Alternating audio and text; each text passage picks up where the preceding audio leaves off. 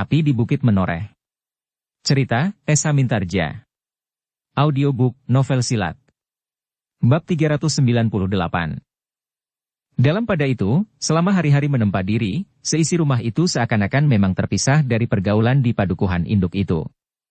Hanya Agung Sedayu sajalah yang sering nampak keluar halaman rumahnya menuju ke barak, atau sekali-sekali menuju ke rumah Ki Gede untuk mengadakan pembicaraan tentang keadaan tanah perdikan. Namun Ki Gede dan Prastawa mengetahui apa yang sedang dilakukan oleh seisi rumah Agung Sedayu itu.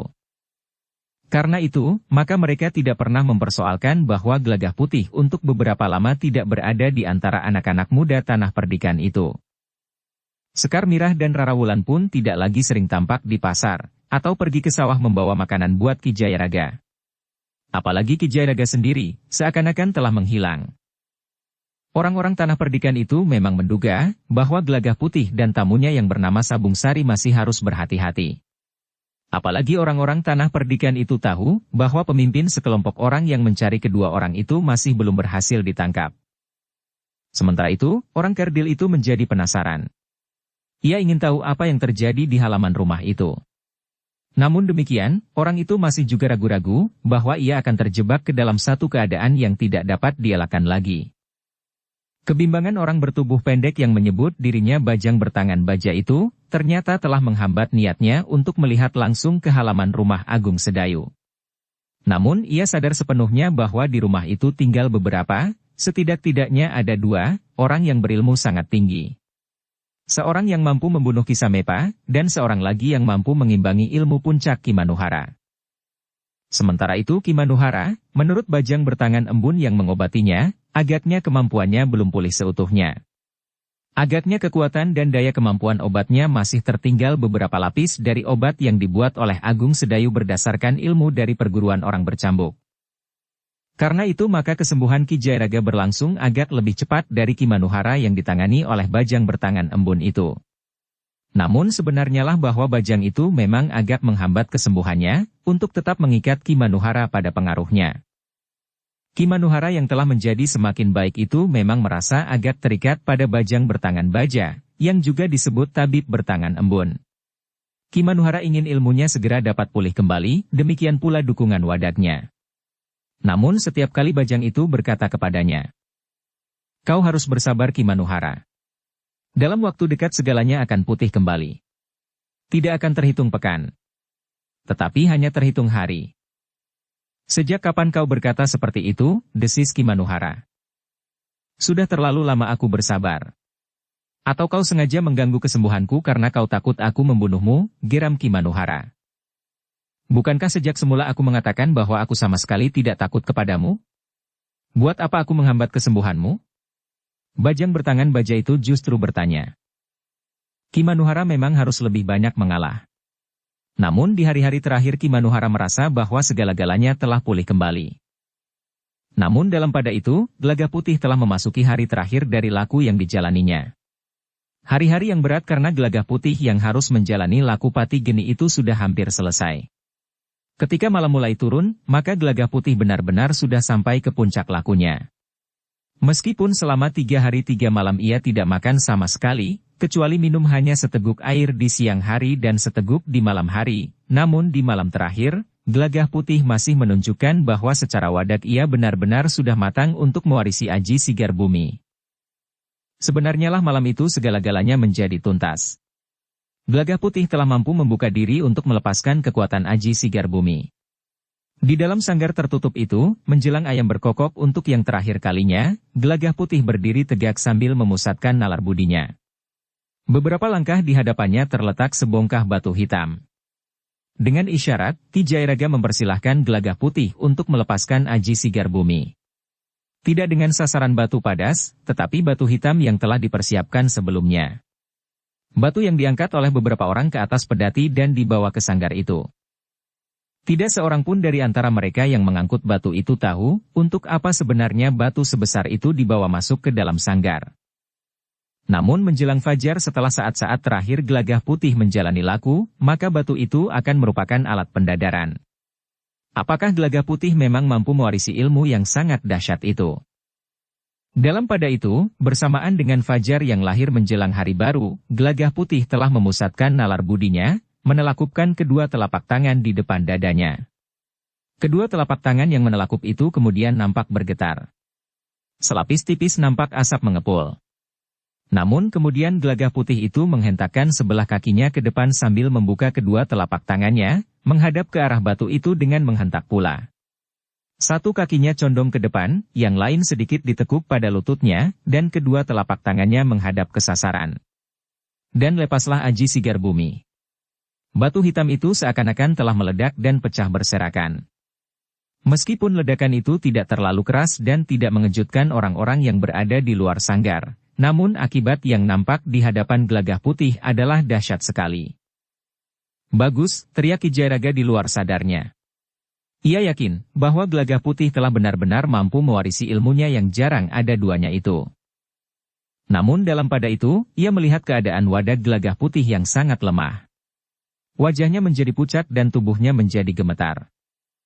Gelagah Putih, desis Ki Jayaraga. Mata Gelagah Putih menjadi berkunang-kunang. Namun Gelagah Putih masih tetap berdiri meskipun agak goyah. Ki Jayaraga menarik nafas dalam-dalam. Ia pun mengalaminya ketika ia menerima warisan itu dari gurunya. Bahkan saat itu ia hampir menjadi pingsan karenanya. Duduklah, berkata Ki Jayaraga. Gelagah Putih kemudian telah duduk di sebuah balok kayu yang ada di sanggar itu. Namun Ki Jayaraga pun kemudian menggandengnya dan membawanya duduk di atas amben bambu di sudut sanggar itu sambil berkata, "Kau dapat mengatur pernafasanmu. Kemudian kita akan keluar dari sanggar ini. Kau telah selesai dengan laku yang harus kau jalani." Gelagah Putih menarik nafas dalam-dalam sambil menjawab. "Aku mengucapkan terima kasih yang tidak terhingga guru, atas kepercayaan guru mempercayaiku menerima warisan Aji Sigar Bumi." Ki Jayaraga tidak menjawab. Namun ia mengulangi. "Beristirahatlah. Atur pernafasanmu." Gelagah Putih pun kemudian telah menyilangkan kedua kakinya. Kedua tangannya diletakkannya di atas lututnya. Sambil menunduk dan memejamkan matanya, ia pun telah mengatur pernafasannya. Namun kemudian kedua tangannya itu terjulur ke depan, baru kemudian sikunya ditariknya ke belakang dengan telapak tangan menengadah. Namun dengan gerakan khusus telapak tangan itu pun ditelungkupkannya dan merendah perlahan-lahan, bersamaan dengan tarikan nafas panjang. Dalam pada itu, pada saat-saat menjelang fajar, Rara Wulan telah sibuk. Gadis itu telah menyiapkan abu merang yang kemudian direndam di dalam air. Air yang telah disisihkan dari endapannya, telah disediakan bagi Gelagah Putih yang akan mandi keramas, setelah menjalani laku selama 10 hari ditambah 3 hari pati geni. Pada saat Rara Wulan sibuk itulah, dari tempat yang gelap menjelang fajar, 2 orang telah mengintip ke halaman belakang rumah Agung Sedayu itu. Bajang Engkrek yang penasaran telah mengajak Ki Manuhara untuk melihat apa yang telah terjadi di halaman rumah itu, karena beberapa orang penghuninya untuk beberapa lama tidak nampak keluar dari halaman rumah itu. Namun yang dapat dilihat oleh kedua orang itu adalah seorang gadis yang sedang menyiapkan landa merang. Untuk apa Rara Wulan menyiapkan landa merang sepagi ini? Tentu tidak akan dipergunakannya sendiri. Jika ia akan mandi keramas, tentu tidak perlu dini hari menyiapkan abu merang itu, berkata Bajang bertangan baja itu.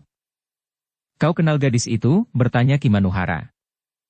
"Nah, sekarang aku akan berkata sebenarnya kepadamu, kenapa aku telah menawarkan satu kerja sama kepadamu.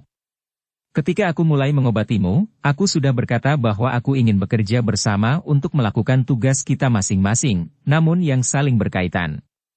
Kau mendendam kedua orang anak muda itu, sementara aku mendapat beban tugas untuk mengambil gadis itu." "Mengambil gadis itu?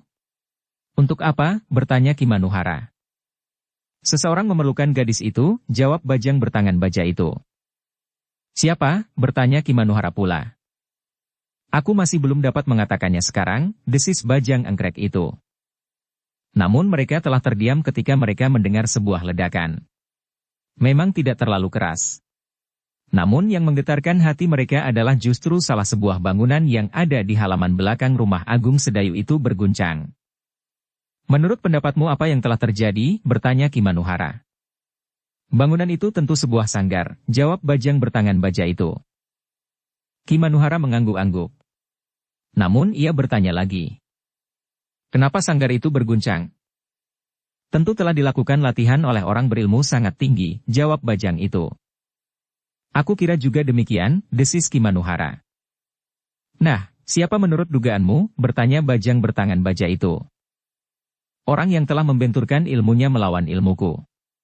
Agaknya ia juga baru saja sembuh. Di dalam sanggar itu ia ingin membuktikan apakah ilmunya sudah utuh kembali, jawab Ki Manuhara sambil mengerutkan keningnya, justru karena ia telah mencoba menilai dirinya sendiri.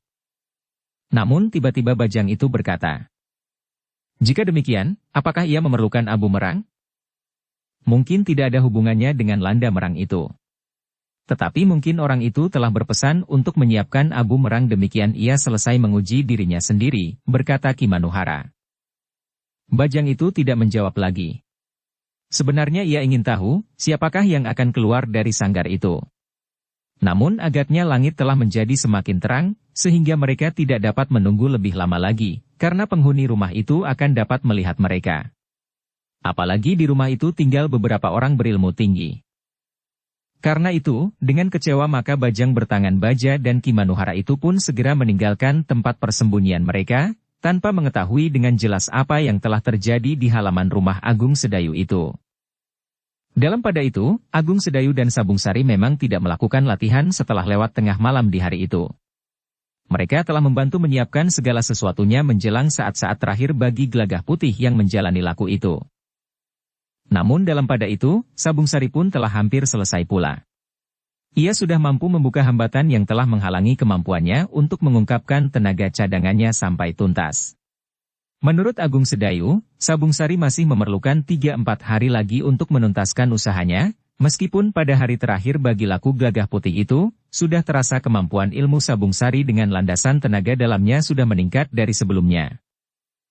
Pagi itu, ketika matahari menguak remangan fajar, Gelagah Putih benar-benar telah selesai seutuhnya. Dengan tubuh yang sangat lemah, Gelagah Putih telah dibimbing keluar dari sanggar oleh Ki Jayaraga. Namun demikian pintu terbuka, maka Gelagah Putih telah berusaha berjalan sendiri. Yang dilakukan oleh Gelagah Putih mula-mula adalah mandi dengan air yang segar di dinginnya udara pagi. Dengan demikian maka Gelagah Putih pun merasakan tubuhnya menjadi segar, meskipun ia masih saja merasa tubuhnya itu sangat lemah. Dengan landa merang Gelagah Putih telah mandi keramas sehingga rambutnya bersih. Bukan saja rambutnya, tetapi keramas telah memberikan pengaruh jiwani, bahwa Gelagah Putih telah menyiapkan dirinya untuk melakukan kewajibannya dengan hati yang bersih. Baru kemudian setelah berbenah diri, berpakaian rapi dan menyanggul rambutnya kadal manek, maka Gelagah Putih pun kemudian telah duduk di ruang dalam. Demikian pula Ki Jayaraga yang juga ikut mandi keramas pula, telah duduk bersama-sama dengan Gelagah Putih, Agung Sedayu, Sabung Sari, Sekar Mirah dan Rara Wulan. Minumlah Gelagah Putih, berkata Agung Sedayu. Rara Wulan telah membuat minuman khusus buatmu, desis Sekar Mirah sambil memandang Rara Wulan sekilas. Gadis itu hanya menundukkan wajahnya saja. Ia sama sekali tidak menjawab. Gelagah Putih yang tubuhnya lemah sekali itu telah menghirup minuman hangat. Wedang serai dengan gula kelapa. Rasa-rasanya minuman hangat itu telah mengalir menyusuri urat-urat darahnya ke seluruh tubuhnya, sehingga tubuhnya pun menjadi semakin segar. Dan baru kemudian, Rara Wulan menghidangkan makan pagi bagi Gelagah Putih. Nasi yang ditanak lembut. Ternyata Gelagah Putih pun mengerti bahwa ia tidak boleh makan terlalu banyak. Hanya beberapa suap nasi lembut saja, agar perutnya tidak justru sakit setelah mengalami pati geni 3 hari 3 malam. Namun rasa-rasanya kekuatannya, yang seakan-akan terhisap habis dalam menjalani laku itu, mulai tumbuh kembali. Perlahan-lahan. Tetapi Gelagah Putih yakin, bahwa dalam waktu singkat ia akan pulih kembali, sebagaimana dikatakan oleh gurunya. Ki Jayaraga pun kemudian seakan-akan memberikan laporan kepada Agung Sedayu. Semuanya telah berjalan sesuai dengan rencana Ngger. Gelagah Putih telah mampu mewarisi Aji Sigar Bumi sebagaimana yang kita inginkan. Aku mengucapkan selamat, Gelagah Putih, desis Agung Sedayu. Terima kasih Kakang, jawab Gelagah Putih. Kau harus menyadari arti dari peristiwa pewarisan Aji Sigar Bumi itu. Dengan demikian maka kau harus bertindak dan bertingkah laku sesuai dengan tingkat ilmu yang telah kau warisi. Ilmu yang kau warisi itu akan memberikan arti yang sebesar-besarnya dan sebaik-baiknya, jika setiap langkahmu kau landasi dengan niat yang baik. Baik, dalam pengertian yang luas, bukan sekedar baik bagi dirimu sendiri. Karena sebenarnya lah kau harus mempertanggungjawabkan semua tingkah lakumu selama hidupmu kepada sumber hidupmu itu. Gelagah Putih mengangguk-angguk. Hampir tidak terdengar ia menjawab. Ya Kakang, aku mengerti. Sementara itu Ki Jayaraga pun berkata, dengarlah baik-baik pesan kakakmu itu. Barangkali ada gunanya jika aku mengulangi cerita yang pernah aku ceritakan. Bahwa tidak ada seorang pun dari murid-muridku yang terdahulu memenuhi harapanku. Hampir semuanya telah menempuh jalan sesat. Mungkin benar dugaan kakakmu, bahwa aku terlalu cepat memberikan kemampuan yang tinggi kepada murid-muridku, sebelum jiwanya menjadi dewasa, meskipun umurnya sudah lebih dari sepertiga abad. Sehingga akhirnya salah memanfaatkan ilmunya itu. Gelagah Putih hanya menunduk saja. Tetapi semuanya itu didengarnya dengan baik. Meskipun nasihat seperti itu pernah didengarnya sebelumnya, namun Gelagah Putih tidak pernah merasa jemu untuk mendengarnya sekali lagi dan sekali lagi. Demikianlah, setelah berbincang-bincang sejenak, maka Agung Sedayu pun kemudian berkata, sudahlah. Beristirahatlah. Kau baru saja menyelesaikan laku yang berat. Karena itu maka kau perlu beristirahat secukupnya. Mudah-mudahan setelah beristirahat, kau akan menjadi segar, dan segala-galanya akan pulih kembali. Baik Kakang, jawab Gelagah Putih. Aku memang merasa sangat letih. Sementara Gelagah Putih kemudian beristirahat di biliknya, maka Agung Sedayu pun berkata kepada Ki Jayaraga. Selama Ki Jayaraga masih berada di sanggar, menjelang fajar, aku telah melihat dua orang yang mencoba untuk mengintip apa yang terjadi di halaman rumah ini. Agung Sedayu mengangguk-angguk. Katanya, aku pun yakin akan hal itu. Pengalaman dan landasan yang dimilikinya akan memungkinkannya. Bahkan tentu tidak akan terlalu lama. Aku harap ilmu itu akan dapat menjadi bekal baginya menghadapi kemungkinan-kemungkinan yang buruk, karena hadirnya orang-orang yang tiba-tiba saja telah memburunya. Sementara itu aku masih memerlukan 2-3 hari lagi bersama Sabung Sari, berkata Agung Sedayu kemudian. Ki Jayaraga pun mengangguk-angguk. Katanya, nampaknya kabut masih akan meliputi tanah perdikan ini. Bukan hanya tanah perdikan ini, sahut Agung Sedayu. Tujuan mereka tentu Mataram. Jika mereka datang ke tanah perdikan, itu justru karena mereka memburu Sabung Sari dan Gelagah Putih. Ki Jayaraga menarik nafas panjang. Ia pun sependapat dengan Agung Sedayu bahwa persoalannya ada pada Sabung Sari dan Gelagah Putih. Namun persoalannya tentu tidak sendiri. Kehadiran Ki Manuhara di Mataram tentu bukan karena Sabung Sari dan Gelagah Putih. Demikian pula rencana mereka untuk mengacaukan Mataram, pada saat Mataram menyelenggarakan semacam lomba bagi anak-anak muda. Demikianlah, sejenak kemudian Agung Sedayu pun telah mempersilahkan Ki Jayaraga untuk beristirahat. Sementara Agung Sedayu sendiri akan pergi ke baraknya, karena ia tidak dapat meninggalkan tanggung jawabnya sebagai seorang lurah prajurit.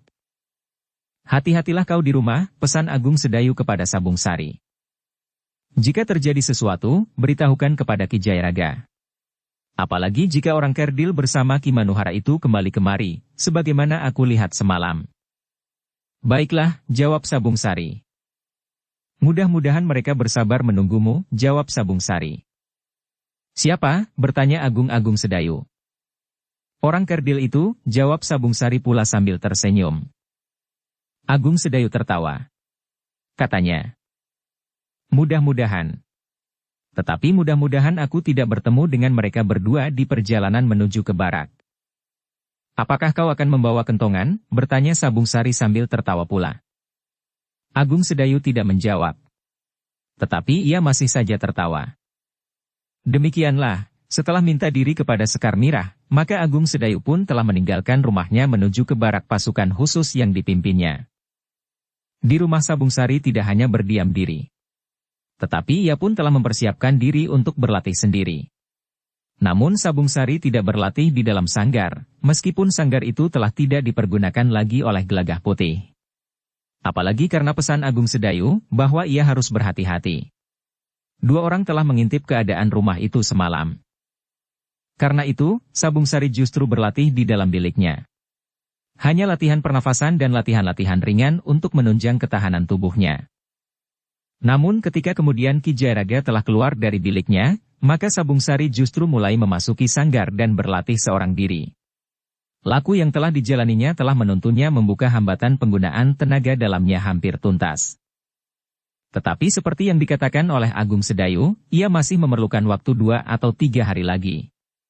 Namun kemajuan yang dicapainya selama Gelagah Putih berada di sanggar itu telah menunjukkan hasilnya. Lewat tengah hari, maka Sekar Mirah dan Rara Wulan telah menyiapkan makan siang tanpa menunggu Agung Sedayu, karena Agung Sedayu biasanya pulang menjelang sore hari. Agung Sedayu biasanya makan siang di barak pasukan khusus. Setelah makan siang, maka keadaan Gelagah Putih menjadi semakin segar pula. Kekuatannya telah berangsur pulih kembali, meskipun ia masih merasa sangat letih. Kau memerlukan waktu Gelagah Putih, berkata Ki Jayaraga. Mudah-mudahan besok atau besok lusa segala-galanya telah pulih kembali. Gelagah Putih mengangguk-angguk kecil. Sementara itu Ki Jayaraga telah memperbincangkan pula tentang kedua orang yang telah mencoba untuk melihat keadaan di dalam rumah itu. Ternyata mereka masih berusaha untuk mendapatkan kalian berdua, berkata Ki Jayaraga. Gelagah Putih yang masih letih itu menarik nafas dalam-dalam. Katanya, bagaimana menurut pertimbangan guru? Apakah aku diperkenankan untuk langsung menghadapi orang yang bernama Ki Manuhara itu? Tentu tidak sekarang, jawab Ki Jayaraga. Kau tahu bahwa ketika benturan ilmu, aku pun mengalami luka di dalam. Tetapi aku berharap bahwa dukungan wadakmu dalam umurmu yang masih muda itu nantinya akan lebih kokoh dari dukungan wadakku. Tetapi kau masih perlu berlatih beberapa hari untuk mengembangkan penguasaanmu atas Aji Sigar Bumi itu, sehingga ilmu itu akan menyatu dengan kehendakmu. Jika demikian, maka kau tidak memerlukan waktu yang lama untuk membangunkan Aji Sigar Bumi, demikian kau berniat mempergunakannya. Gelagah Putih mengangguk kecil. Tetapi rasa-rasanya ia tidak sabar lagi menunggu beberapa hari itu. Bukan karena ketamakannya, tetapi justru karena lawan masih ada di depan hidungnya. Tetapi ia tidak dapat memaksa diri untuk berbuat lebih dari yang ditunjukkan oleh gurunya. Karena Gelagah Putih sadar bahwa hal itu akan dapat justru merugikan dirinya sendiri. Terutama wadaknya yang akan dapat terganggu karenanya. Bagaimanapun juga wadaknya termasuk pendukung yang penting bagi ilmunya. Karena itu, maka Gelagah Putih pun harus mengikuti langkah-langkah setapak sebagaimana dituntun oleh gurunya. Sebagaimana Gelagah Putih, maka Sabung Sari pun harus menahan diri untuk tidak berusaha dengan satu loncatan panjang menggapai sasaran terakhir dari latihan-latihan yang dilakukannya dengan tuntunan yang diberikan oleh Agung Sedayu. Namun dalam pada itu, Bajang bertangan baja itu masih saja ingin mengetahui apa saja yang dilakukan oleh orang-orang yang tinggal di rumah Agung Sedayu itu. Kenapa mereka seakan-akan telah mengurung diri untuk beberapa lama? Anak kecil yang sering turun ke sungai itu ternyata sudah tidak lagi membuka dan menutup peliridannya. Bahkan bukan saja anak itu yang tidak turun ke sungai. Tetapi sungai itu menjadi sepi, anak-anak yang malas tidak mempergunakan peliridannya setiap malam. Hanya di saat bulan terang saja mereka beramai-ramai turun ke sungai. Bukan sekedar membuka dan menutup peliridan. Tetapi juga bermain sembunyi-sembunyian atau kejar-kejaran di sepanjang tepian. Bajang Engkrek itu rasa-rasanya memang kehilangan sumber keterangan. Ia menyesal bahwa ia telah mempergunakan kekerasan. Jika saja waktu itu aku dapat mengendalikan diri dan membujuk anak itu dengan uang atau benda-benda lain yang memikat. Atau membantunya membuka dan menutup peliridannya, berkata Bajang itu di dalam hatinya. Namun Bajang itu tidak menghentikan usahanya. Ia berniat untuk dengan cara apapun dapat menyelesaikan tugasnya. Ki Manuhara yang merasa telah berhutang budi kepadanya ternyata memang telah terikat untuk bekerja sama dengan Bajang bertangan baja itu. Tetapi berbeda dengan Bajang yang bekerja seorang diri, maka Ki Manuhara masih mempunyai beberapa orang kawan di Mataram. Dengan kesediaan Ki Manuhara membantunya, maka Bajang dapat memanfaatkan 1-2 orang pengikut Ki Manuhara untuk selalu mengawasi rumah Agung Sedayu. Berbeda dengan kita, berkata Bajang itu. Orang itu sama sekali belum dikenal di tanah perdikan ini. Ya. Tetapi tugasnya tidak lebih sekedar mengawasi saja, sahut Ki Manuhara. Tentu, jawab Bajang itu. Orang-orangmu itu tidak akan mampu berbuat apa-apa. Untuk mengawasi pun orangmu itu harus banyak diberi petunjuk dan pesan-pesan. Setan kau, geram Ki Manuhara. Bajang itu hanya tertawa saja. Tetapi ia tidak menyahut lagi. Demikianlah, seperti yang direncanakan oleh Bajang bertangan baja dan Ki Manuhara, maka dua orang pengikut Ki Manuhara itu telah mengawasi regol halaman rumah Agung Sedayu dari kejauhan. Namun mereka memang jarang sekali melihat penghuni rumah itu keluar rumah. Mereka hanya sempat melihat Sekar Mirah mengantar Agung Sedayu sampai ke regol ketika Agung Sedayu berangkat ke barak. Namun pada kesempatan lain, ketika matahari terasa terik di kepala, mereka melihat dua orang berdiri beberapa saat di luar pintu. Hampir setiap orang yang lewat mengangguk memberi salam. Merekalah pembunuh lembu jantan itu, berkata salah seorang dari kedua pengikut Ki Manuhara. Satu kesempatan, desis kawannya. Kesempatan apa? Bertanya orang pertama. Menangkap mereka, jawab kawannya. Apakah kau sudah jemu memiliki kepala? Bertanya orang pertama. Ki Manuhara sendiri belum berhasil menangkap mereka. Kawannya mengerutkan dahinya. Namun kemudian ia pun berdesis. Wujudnya sama sekali tidak meyakinkan. Tetapi keduanya memang berilmu tinggi. Ternyata keduanya dengan tangannya mampu membunuh lembu jantan yang sedang mengamuk di alun-alun. Tetapi ternyata mereka tidak berbuat apa-apa. Jika mereka tidak pernah keluar rumah, tentu hanya karena mereka takut ditangkap oleh Ki Manuhara dan Bajang bertangan baja itu. Bukankah mereka terlepas dari tangan Ki Manuhara karena mereka mendapat perlindungan dari orang-orang berilmu tinggi di rumah itu? Tanpa mereka, Ki Manuhara tentu akan berhasil. Keduanya terdiam ketika mereka melihat Sabung Sari dan Gelagah Putih masuk kembali ke regol halaman rumahnya. Mereka ternyata harus kembali memasuki latihan-latihan mereka. Namun dalam pada itu, anak yang membantu di rumah Agung Sedayu itu tiba-tiba telah menagih janji. Tetapi tidak kepada Agung Sedayu. Justru kepada Gelagah Putih. Apakah peliridanku itu jadi akan diperbaiki? Kenapa dengan peliridanmu? Bertanya Gelagah Putih, yang belum sempat mendengar peristiwa yang menimpa anak pembantu di rumah itu. Jangan berpura-pura. Ki Agung Sedayu berjanji untuk memperbaiki peliridan yang rusak itu. Gelagah Putih memang menjadi heran. Tetapi ia tidak dengan serta-merta membantahnya. Bahkan sambil tersenyum ia bertanya. Kenapa dengan peliridanmu? Anak itu termangu-mangu sejenak. Katanya. Peliridanku rusak. Tetapi apakah Ki Agung Sedayu belum mengatakan kepadamu, kenapa peliridanku menjadi rusak? Mungkin Kakang Agung Sedayu sudah mengatakannya, tetapi aku kurang jelas. Mungkin pendengaranku yang agak terganggu, jawab Gelagah Putih. Peliridanku telah dirusak oleh orang kerdil itu.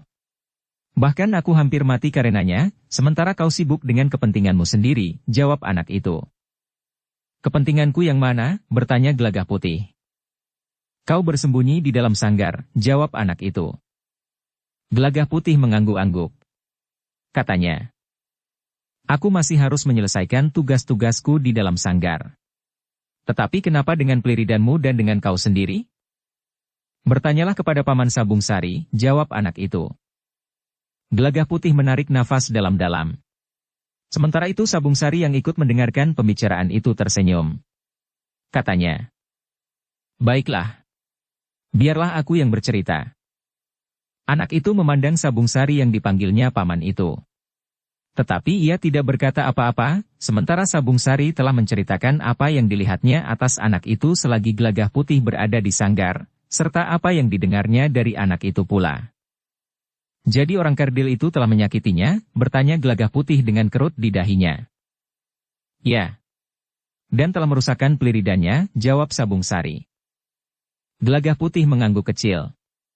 Hampir kepada dirinya sendiri ia berkata. Tingkah lakunya tidak boleh dibiarkan lebih lama lagi.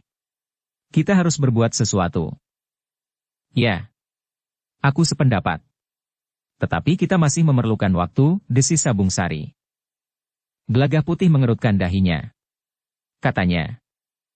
Kita sudah hampir selesai. Besok kita akan menuntaskan segala-galanya. Mudah-mudahan kita benar-benar dinyatakan selesai. Nanti malam kita akan menjalani pendadaran, desis Sabung Sari. Gelagah Putih termangu-mangu sejenak. Katanya kemudian. Jika nanti malam kita berhasil, maka besok kita akan memperbaiki Pleridan. Besok malam kita akan turun ke sungai. Sabung Sari tidak sempat menjawab, karena anak yang tinggal di rumah Agung Sedayu itu mendahului. Kau berkata sungguh-sungguh? Biasanya kau tidak pernah menepati janjimu. Tetapi Gelagah Putih justru tersenyum. Katanya, jika nanti malam aku berhasil, maka aku, Paman Sabung Sari dan kau akan memperbaiki Pleridan itu. Berhasil apa? Bertanya anak itu pula. Gelagah Putih menepuk bahunya. Katanya, berhasil menyelesaikan tugas-tugasku. Tugasmu apa saja? Tentu semata-mata bagi kepentinganmu sendiri. Bahkan kau akan dapat mengatakan bahwa tugasmu tidak pernah dapat kau selesaikan, gumam anak itu. Gelagah Putih tertawa. Sabung Sari pun tertawa pula. Namun kemudian dengan sungguh-sungguh Sabung Sari berkata, jika Gelagah Putih sering tidak menepati janjinya, biarlah aku yang berjanji bahwa kami akan membantumu memperbaiki Pleridanmu. Tetapi sudah tentu, jika kau mendapat banyak ikan, kami akan mendapat bagiannya. Kendo udang atau pepes wader pari.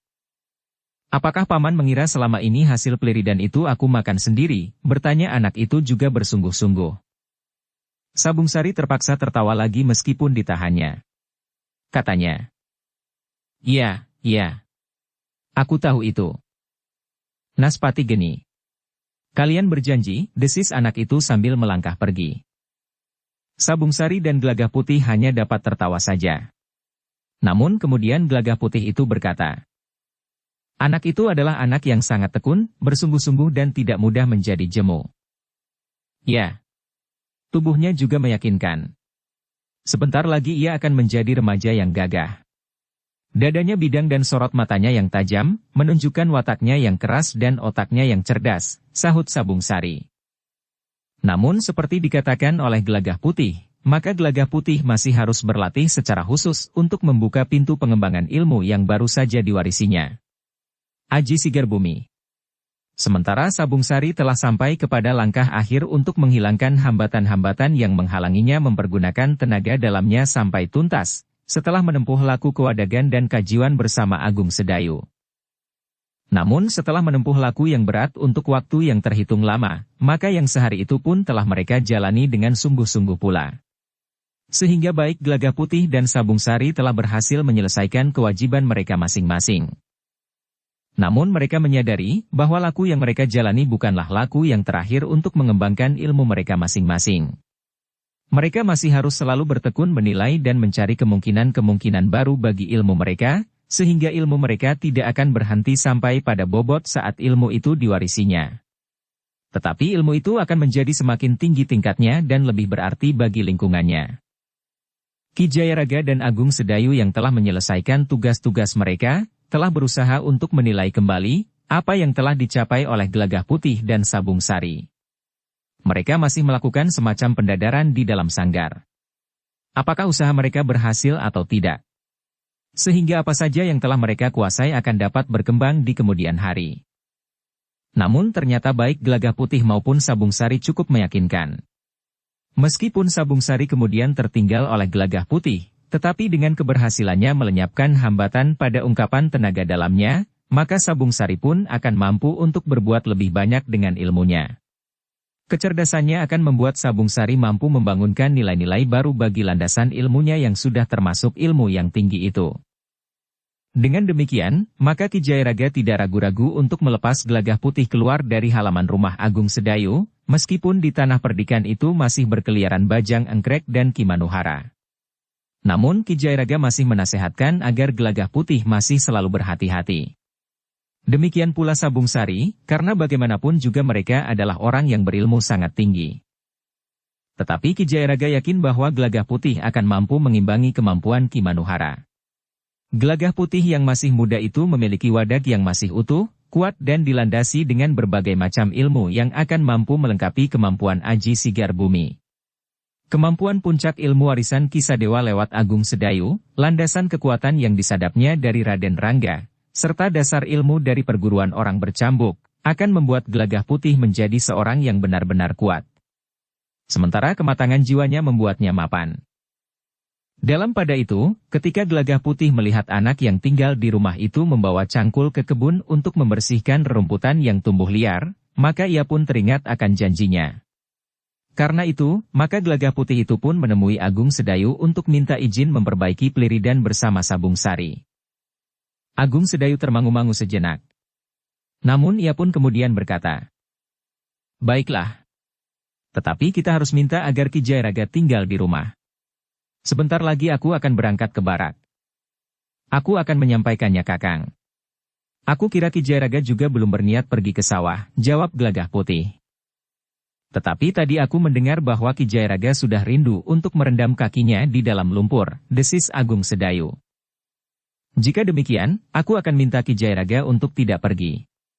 Anak itu sudah beberapa kali menanyakan, kapan Pleridannya akan diperbaiki." "Ya. Aku juga pernah berjanji. Tetapi jika Pleridan itu diperbaiki, maka anak itu akan turun lagi ke sungai," desis Agung Sedayu. Gelagah Putih mengangguk-angguk. Ia sadar bahwa keadaan memang masih sangat berbahaya. Juga bagi anak itu. Tetapi Gelagah Putih tidak sampai hati untuk menunda-nunda lagi. Nampaknya wajah anak itu selalu muram. Apalagi jika ia teringat akan Pleridannya, saat-saat ia menjemur kepis dan icirnya yang dipeliharanya dengan baik. Namun bahwa anak itu bersedih karena Pleridannya yang rusak, kadang-kadang membuatnya malas untuk bekerja, meskipun ia termasuk anak yang rajin. Karena itu, maka setelah Agung Sedayu memberinya izin, demikian pula Ki Jayaraga, maka Gelagah Putih pun telah siap untuk turun ke sungai bersama Sabung Sari. Sementara itu Ki Jayaraga pun telah menyatakan kesediaannya untuk tinggal di rumah. Hampir berbareng dengan keberangkatan Agung Sedayu ke barak, maka Gelagah Putih dan Sabung Sari telah mengajak anak yang tinggal di rumah Agung Sedayu itu untuk pergi ke sungai. "Nah, tugas-tugasku yang mendesak telah selesai," berkata Gelagah Putih. "Marilah. Kita pergi ke sungai untuk memperbaiki Pleridan itu." "Bukankah kali ini Gelagah Putih menepati janjinya?" desis Sabung Sari kemudian. "Tetapi sudah tertunda berapa kali?" sahut anak itu. "Belum terlambat," berkata Gelagah Putih. "Siapa tahu," jawab anak itu. "Jika kita turun ke sungai dan Pleridan itu sudah diambil alih oleh orang lain, maka kita tidak akan dapat berbuat apa-apa. Sekarang kita lihat, apakah kita terlambat atau tidak," desis Gelagah Putih. Bertiga mereka pergi ke sungai sambil membawa beberapa peralatan. Cangkul, parang, patok-patok bambu dan icir, untuk menentukan tempat yang paling baik jika Pleridan itu ditutup.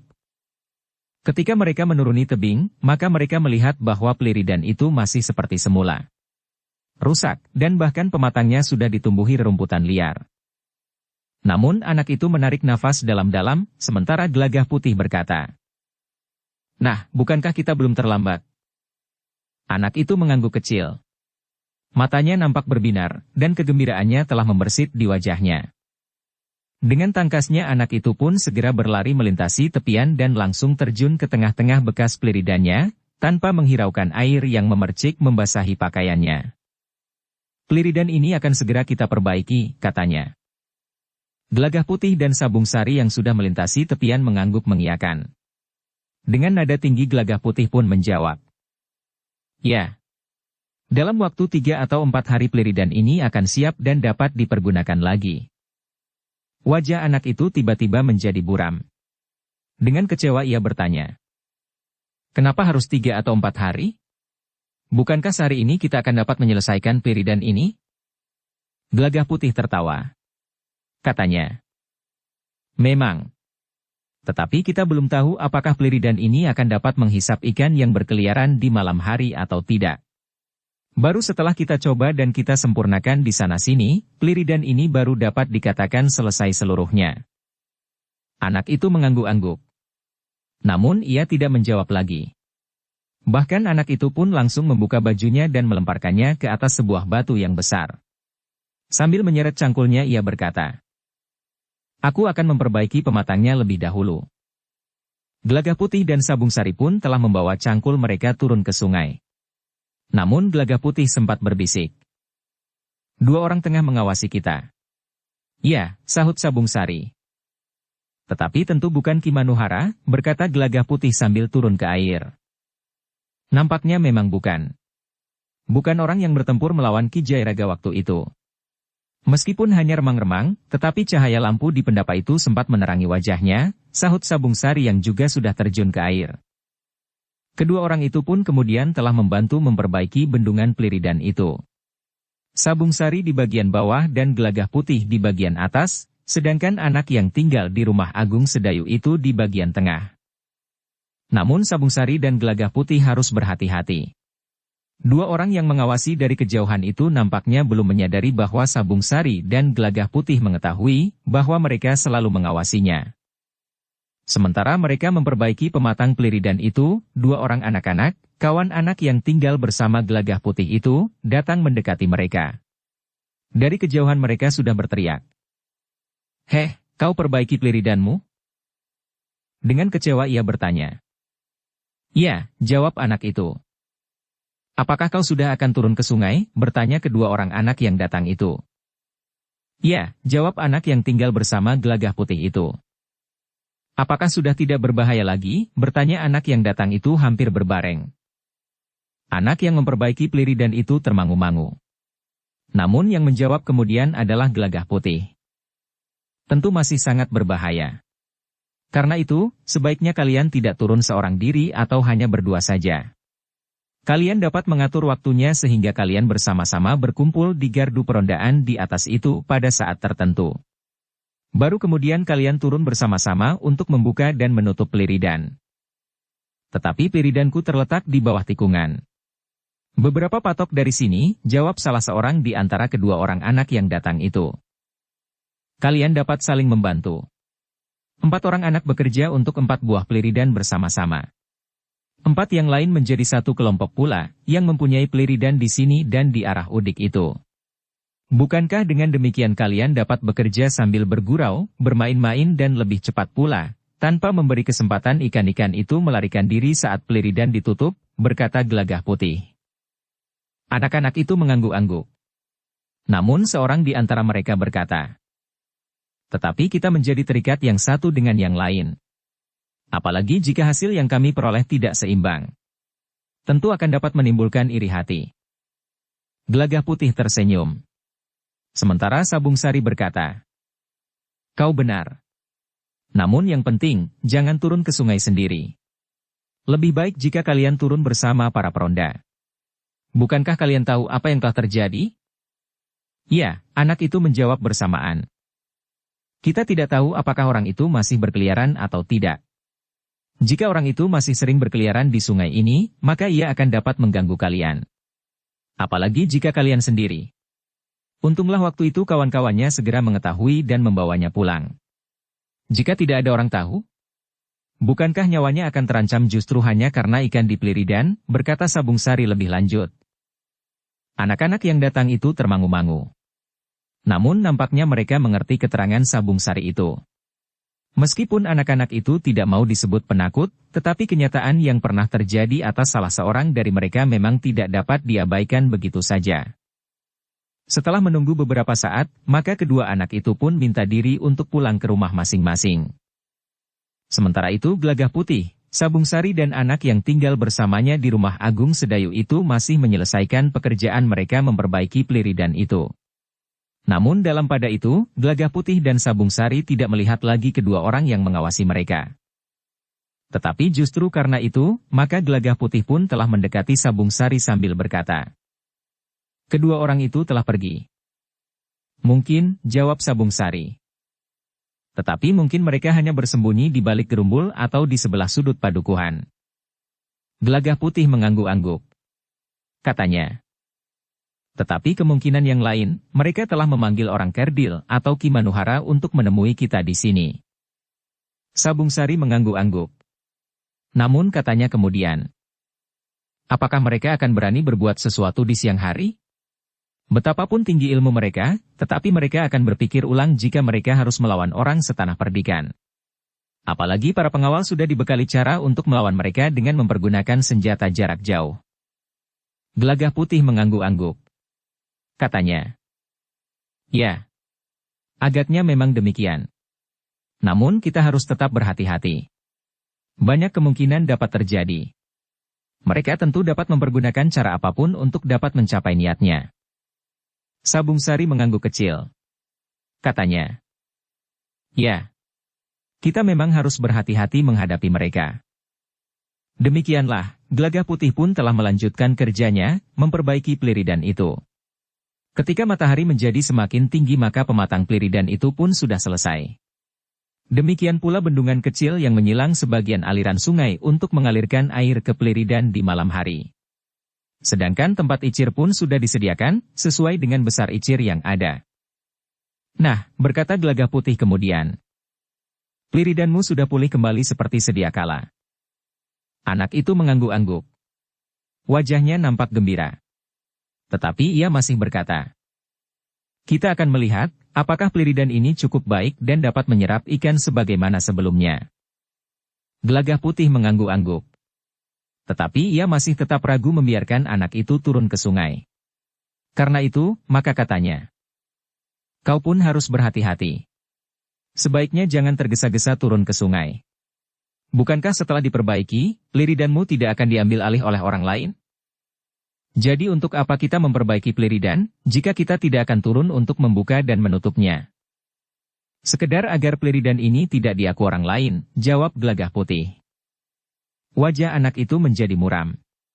Kegembiraannya lenyap bagaikan hanyut di arus sungai yang gemercik di bawah kakinya. "Dengarlah," berkata Gelagah Putih sambil menepuk pundak anak itu. "Bukankah anak-anak yang lain dapat mengerti bahwa sangat berbahaya untuk turun ke sungai di malam hari? Setidak-tidaknya untuk sementara. Nampaknya kau termasuk anak yang akan dapat menjadi sasaran, karena mereka mengira bahwa kau mengetahui apa yang terjadi di belakang dinding halaman rumah Kakang Agung Sedayu. Karena itu, aku harap kau dan tentu juga anak-anak yang lain bersabar sedikit. Bukankah orang itu bukan saja dapat menyakitimu, tetapi mungkin akan membunuhmu?" Nampaknya anak itu dapat mengerti. Meskipun wajahnya masih nampak muram, namun ia mengangguk kecil. "Bagus," berkata Gelagah Putih. "Jika aku tidak terlalu sibuk, maka pada satu malam aku akan dapat mengantarmu." "Kau tidak usah berjanji," jawab anak itu. Gelagah Putih tertawa kecil. Sabung Sari pun tersenyum sambil berkata, "Jika Gelagah Putih tidak menepati janjinya, biarlah aku saja yang berjanji." Anak itu tidak menjawab. Tetapi ia mengangguk kecil. Demikianlah. Setelah membersihkan diri dan membersihkan alat-alat yang dipergunakan, maka mereka pun telah bersiap-siap untuk pulang. Seorang anak muda yang sebaya dengan Gelagah Putih yang lewat sambil memanggul cangkul sempat bertanya, "Heh, kau sudah akan turun ke sungai lagi?" Gelagah Putih tersenyum.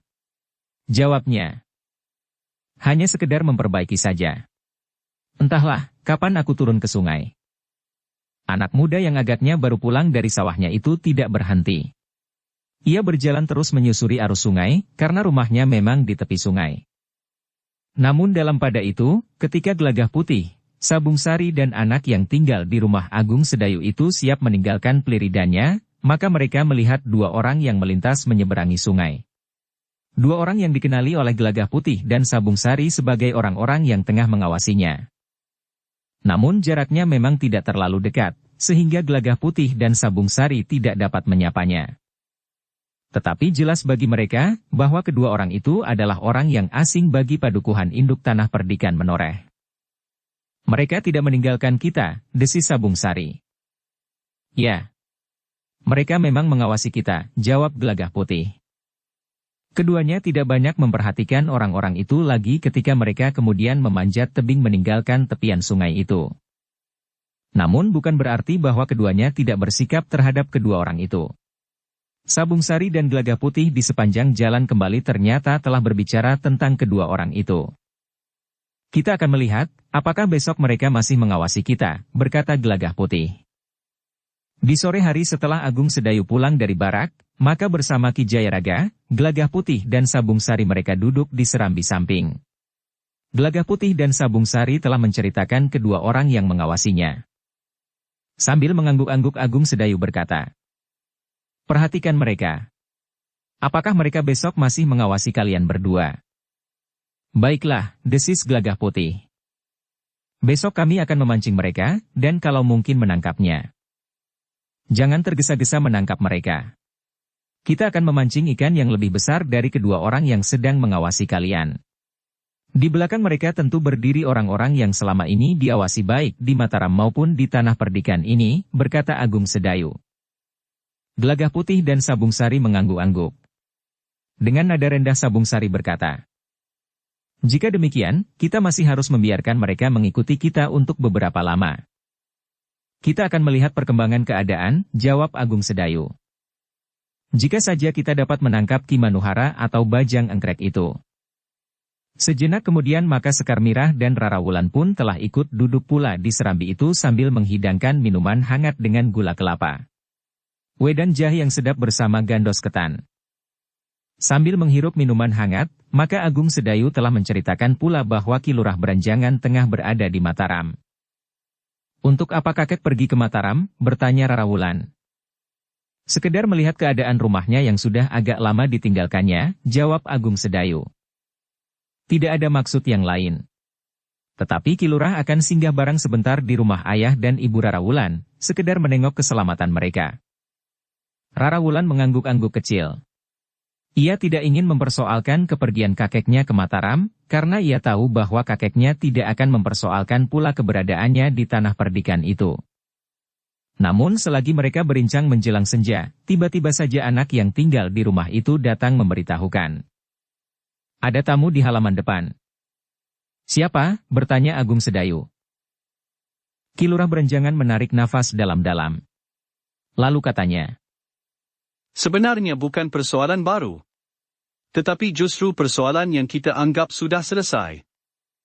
"Persoalan apa lagi Ki Lurah?" bertanya Agung Sedayu. Kedua orang tua Wulan masih menerima ancaman dari Raden Antal.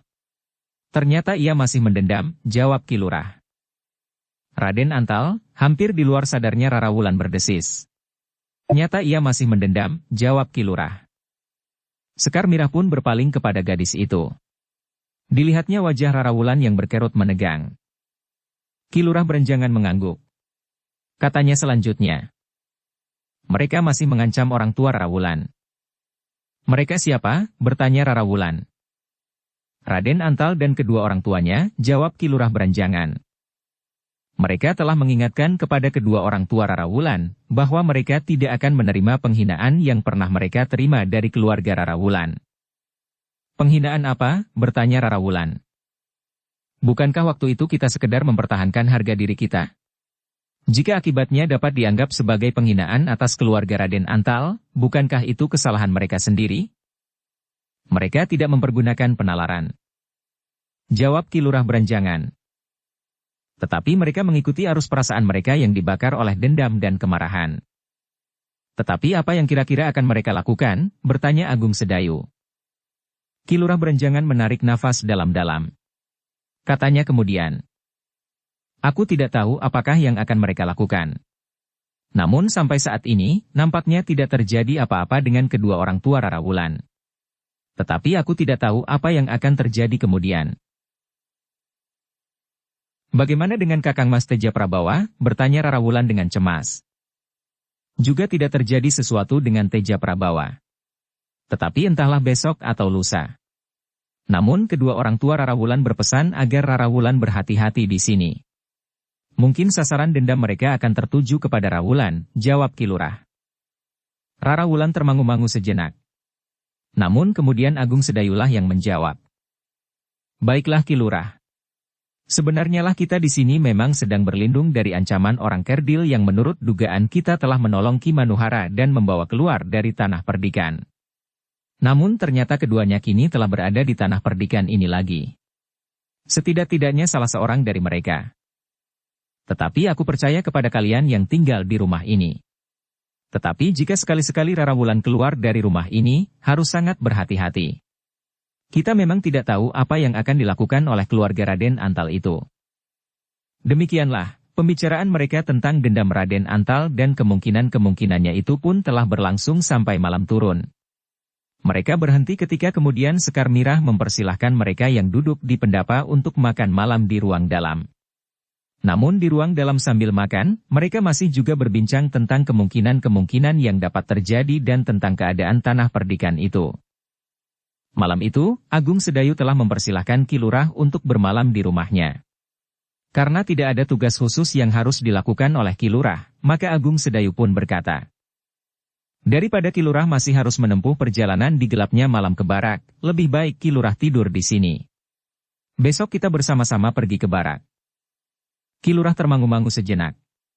Namun Ki Jayaraga pun mempersilahkan pula. Kita dapat berbincang semalam suntuk. Baiklah, berkata Ki Lurah kemudian. Sudah lama kita tidak menyempatkan diri untuk berbincang. Biarlah malam ini aku tidur di sini. Seperti yang dikatakan oleh Ki Jayaraga, maka malam itu mereka tidak segera masuk ke bilik mereka masing-masing. Ketika malam menjadi semakin dalam, maka Sekar Mirah dan Rara Wulan telah menyiapkan lagi minuman panas bagi mereka yang masih duduk dan berbincang di ruang dalam. Ki Lurah Beranjangan dan Ki Jayaraga yang menjadi semakin tua itu, ternyata masih juga betah berbincang berkepanjangan. Bahkan kadang-kadang mereka membicarakan masa lalu mereka dengan riuhnya. Pengalaman mereka yang menarik dan bahkan perjalanan hidup mereka, yang kadang-kadang telah memancing gejolak perasaan mereka. Namun mereka pun telah mengenang pula kenangan-kenangan manis yang pernah mereka lalui. Agung Sedayu, Sabung Sari dan Gelagah Putih mendengarkan pembicaraan orang tua-tua itu sambil mengangguk-angguk. Kadang-kadang perasaan kagum telah bergejolak di dalam jantung mereka atas orang-orang tua itu. Namun kadang-kadang mereka terpaksa menahan tawa mereka yang meledak.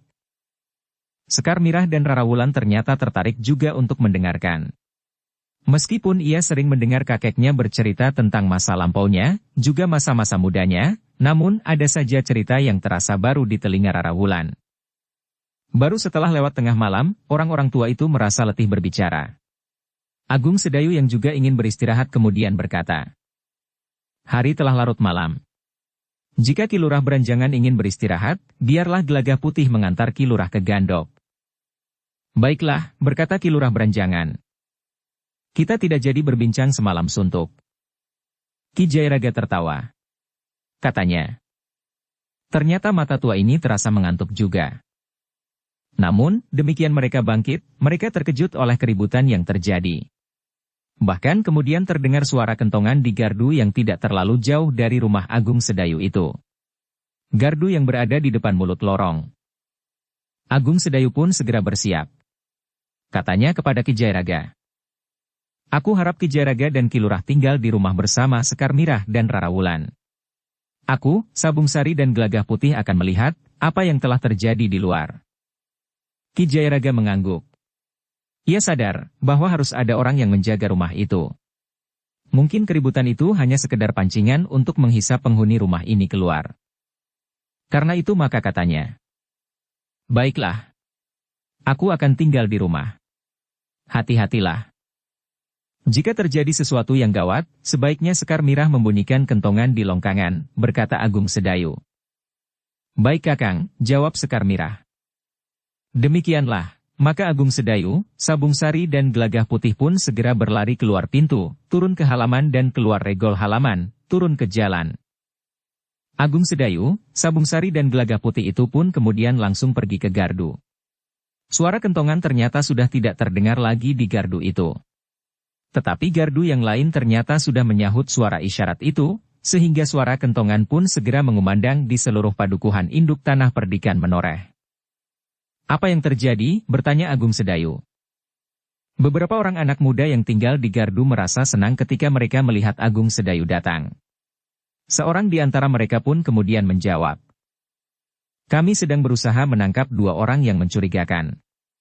2 orang anak muda yang sedang meronda melihat 2 orang yang mencurigakan. Ketika keduanya disapa, maka keduanya berusaha untuk melarikan diri. Kedua peronda yang berusaha menangkap justru mendapat perlawanan.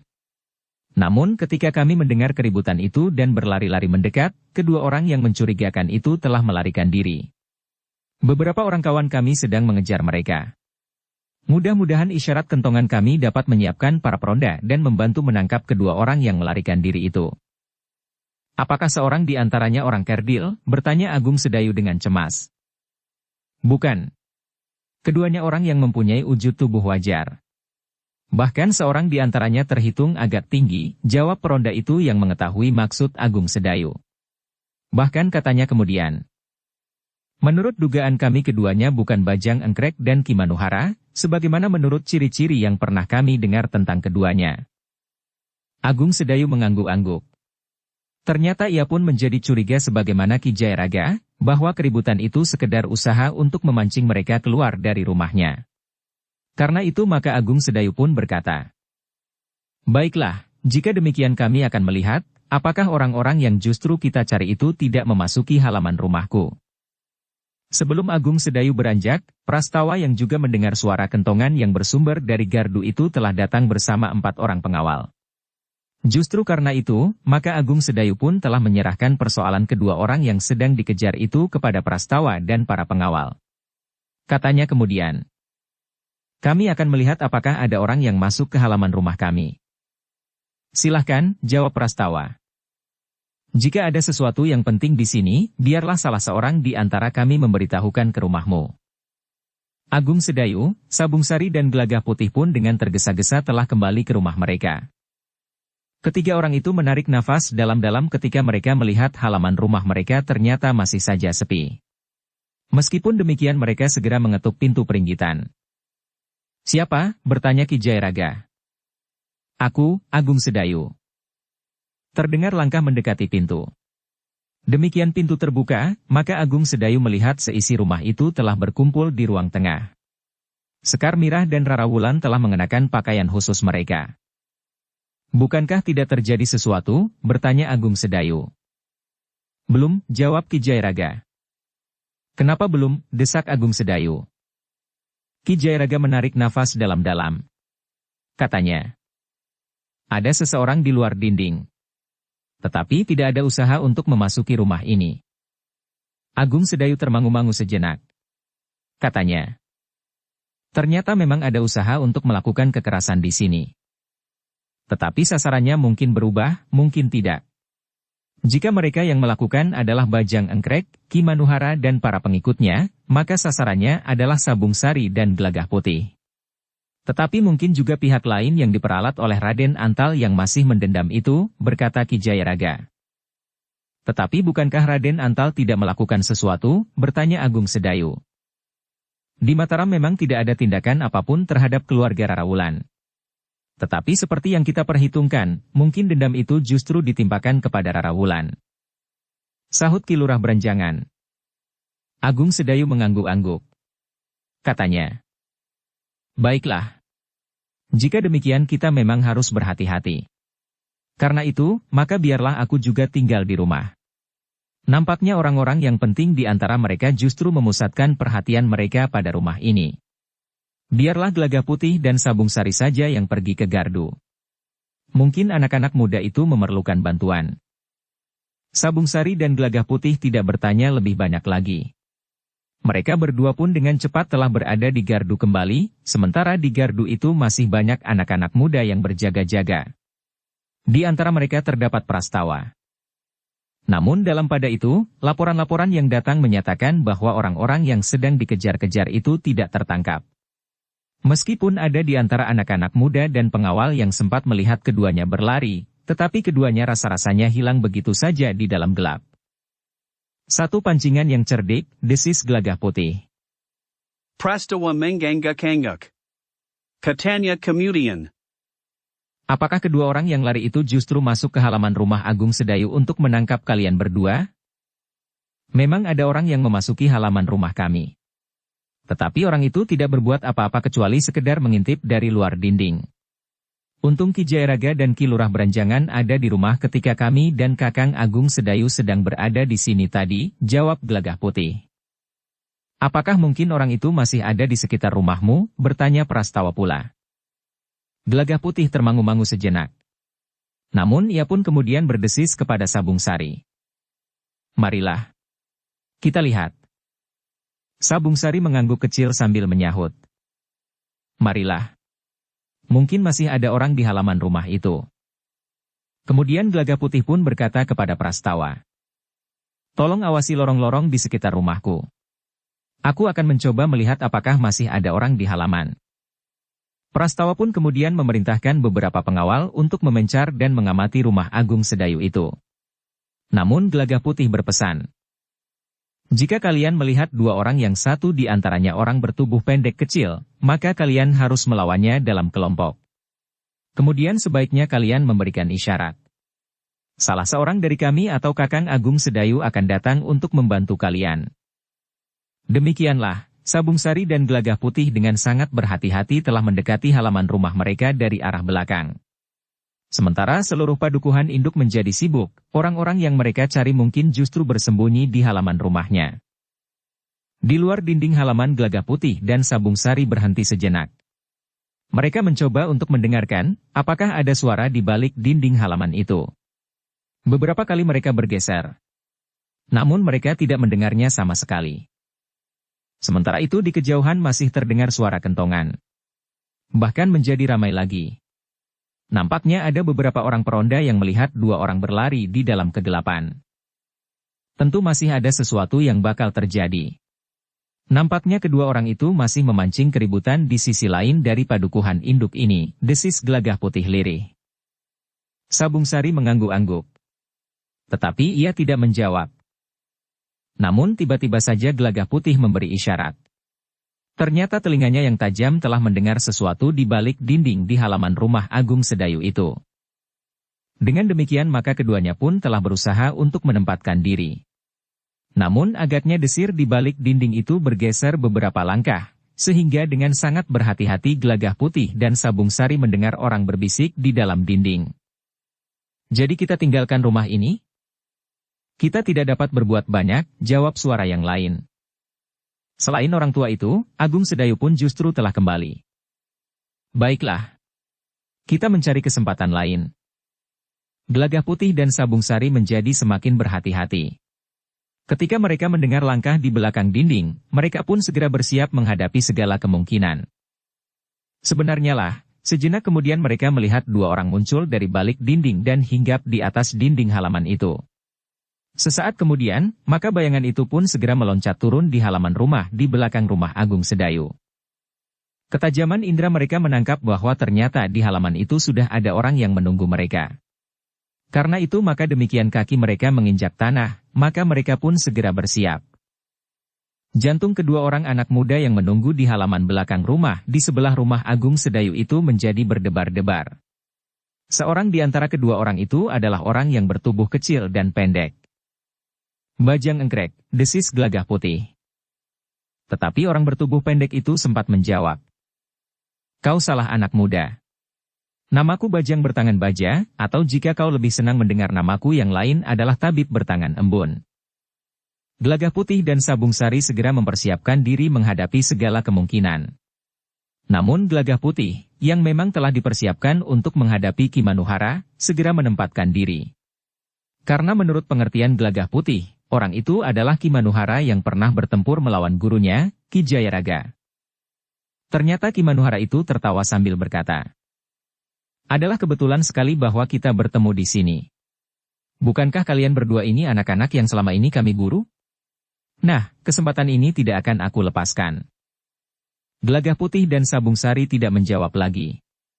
Tetapi keduanya benar-benar telah bersiap-siap menghadapi kedua orang lawan yang berilmu sangat tinggi.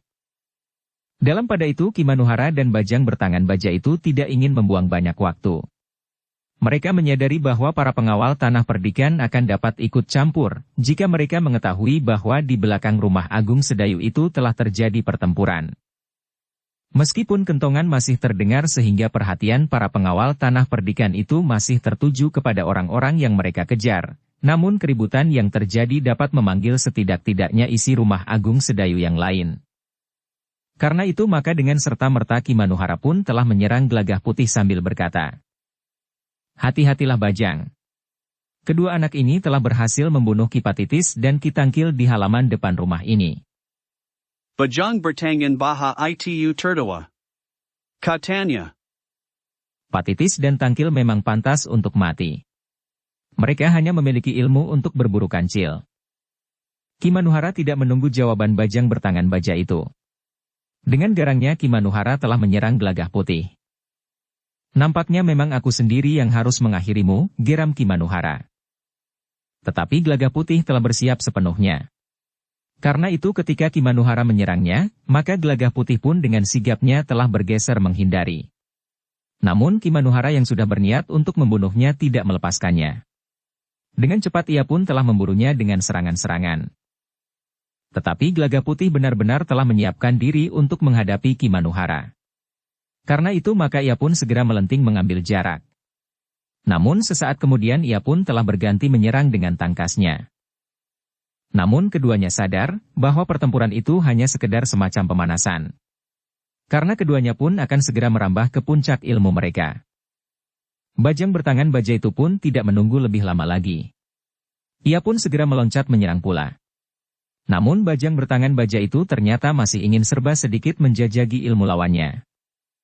Sejenak kemudian pertempuran antara Gelagah Putih dan Ki Manuhara itu pun telah menjadi semakin sengit. Keduanya berloncatan semakin cepat pula, sementara tangan mereka bergerak menyambar-nyambar. Benturan-benturan kekuatan pun telah semakin sering terjadi. Namun dengan demikian Ki Manuhara pun menyadari bahwa anak muda itu benar-benar seorang yang telah mempersiapkan diri sebaik-baiknya. Bajang bertangan baja pun harus mengakui kemampuan lawannya. Sabung Sari yang telah berhasil melepaskan hambatan yang menahan kemampuannya melepaskan tenaga dalamnya sampai tuntas, ternyata telah menunjukkan kemampuannya yang sangat tinggi kepada bajang bertangan baja itu.